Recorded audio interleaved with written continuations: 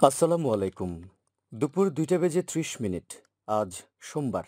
বাংলাদেশ বেতার কক্সবাজার স্থানীয় খবরে স্বাগত জানাচ্ছি মোহাম্মদ শাহেদ। আসন্ন পবিত্র ঈদুল আজহা উপলক্ষে কোরবানির পশুর চামড়ার ন্যায্য মূল্য নিশ্চিতকরণ, পশু পরিবহন, হাট ব্যবস্থাপনা এবং বর্জ্য অপসারণ সহ সার্বিক ব্যবস্থাপনা সুষ্ঠুভাবে পরিচালনার জন্য একটি উচ্চ পর্যায়ের কমিটি গঠনের নির্দেশ দিয়েছেন প্রধান উপদেষ্টা ডক্টর মোহাম্মদ ইউনূস।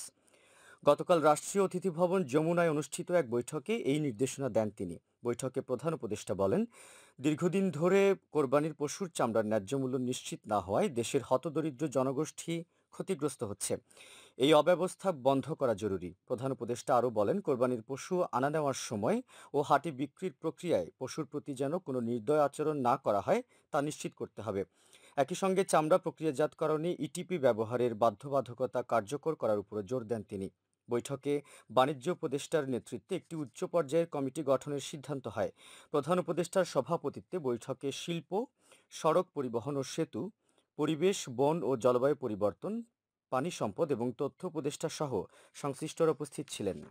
পররাষ্ট্র উপদেষ্টা মোহাম্মদ তৌহিদ হোসেন সতর্ক করে বলেছেন, দীর্ঘস্থায়ী রোহিঙ্গা সংকট বাংলাদেশ ও আঞ্চলিক স্থিতিশীলতা উভয়ের জন্যই হুমকি বাড়াচ্ছে। তিনি এই সংকটের স্থায়ী সমাধানের জন্য আন্তর্জাতিক পদক্ষেপের আহ্বান জানিয়েছেন।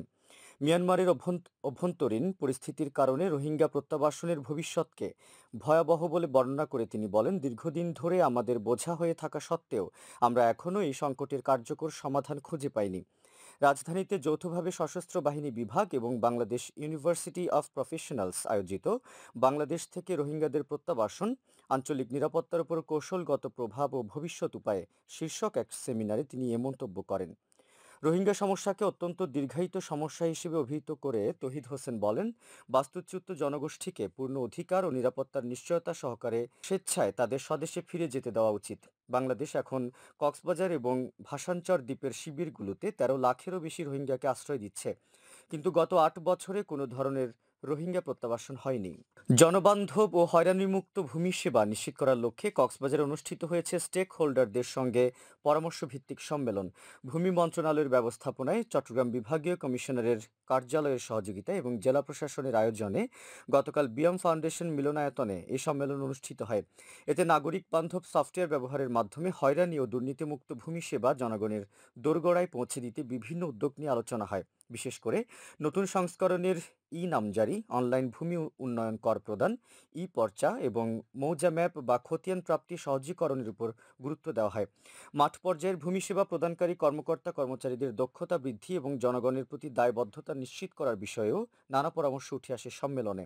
এতে প্রধান অতিথি ছিলেন ভূমি মন্ত্রণালয়ের সিনিয়র সচিব এএসএম সালে আহমেদ। সভাপতিত্ব করেন চট্টগ্রাম বিভাগীয় কমিশনার ডক্টর মোহাম্মদ জিয়াউদ্দিন। সম্মেলনে সরকারি ও বেসরকারি বিভিন্ন প্রতিষ্ঠানের প্রতিনিধি, ব্যবসায়ী, রাজনীতিবিদ ও স্থানীয় স্টেক হোল্ডাররা অংশ নেন। উখিয়ায় নারী, শান্তি ও নিরাপত্তা বিষয়ে উপজেলা স্টিয়ারিং কমিটির সদস্যদের এক মত বিনিময় সভা অনুষ্ঠিত হয়েছে। আজ উপজেলা নির্বাহী কর্মকর্তার কার্যালয়ে অনুষ্ঠিত এই মত বিনিময় সভায় বেসরকারি উদ্যোগে গঠিত কমিটিগুলোকে আরও কার্যকর করা, গ্রাম আদালত পরিচালনা, থানায় নারী ও শিশু বিষয়ক হেল্প ডেস্কে নারী কর্মকর্তার মাধ্যমে সেবা নিশ্চিত করার বিষয়ে গুরুত্ব আরোপ করা হয়।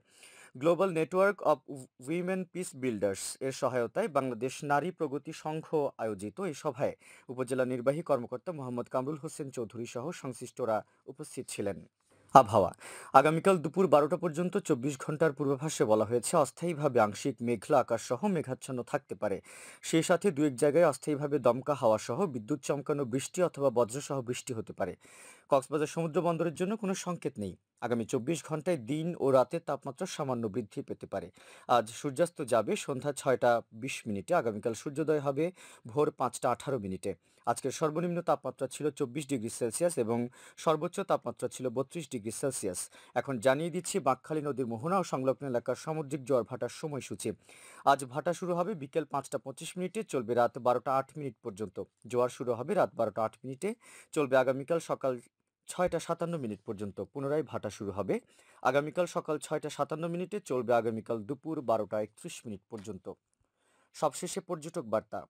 পর্যটন নগরী কক্সবাজারে আগত ভ্রমণ পিয়াসুদের সাগরের পানিতে নামার পূর্বে সাবধানতা অবলম্বন করার জন্য অনুরোধ করা হচ্ছে। যারা সাঁতারে দক্ষ নন তাদের পানিতে বেশি দূর যাওয়া উচিত নয়। ভাটার সময় স্রোতের সাগরমুখী টান প্রবল হওয়ায় সাগরের গভীরে ভেসে যাওয়া এমনকি প্রাণহানির আশঙ্কা থাকে। সেই সাথে পর্যটকদের স্বাস্থ্যবিধি মেনে চলার পরামর্শ দেওয়া হচ্ছে। খবর শেষ হলো। আমাদের পরবর্তী খবর প্রচারিত হবে আগামীকাল সকাল ৯টা বেজে ৩০ মিনিটে।